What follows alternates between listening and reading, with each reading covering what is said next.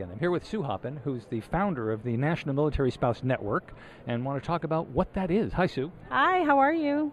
I'm all right. Tell us about the organization that you founded and why. Sure. I worked in the nonprofit arena, and I worked for a military officer organization that was the number one lobbying organization for military officers and their families, with over 380,000 members. And what I realized is that we did a really good job of supporting transitioning service members, and transitioning service members have a fantastic good old boy network, but the spouses not so much. And with transitioning service members, they transition maybe once when they retire, they separate, but spouses tend to transition every 2 to 3 years when we move from installation to installation. And I could kind of see the writing on the wall, and I could see the money going away for a lot of the family programs, and I want to teach spouses to be ready for that and to become independent and to look for professional development opportunities.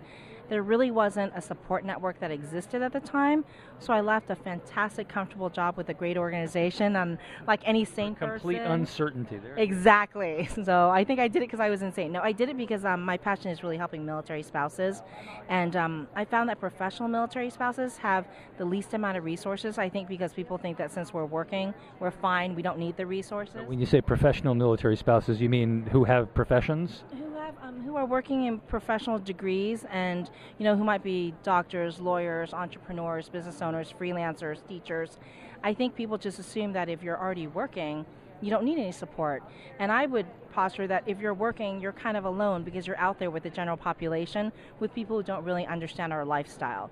So we wanted to create a network where people could network with like-minded military spouses who are working with maybe a lot of civilians and talk about their issues with other spouses who are in the same situation. So what are the issues? I mean, we're not talking about just this necessarily keeping your nursing certification up or something like that. You're doing something completely different. We are. A lot of our spouses have problems when they transition because, one, if you're a business owner and you have to think about transitioning your business from installation to installation, you have to think about your licenses. How is it going to impact you with taxes? How is it going to impact you with clients?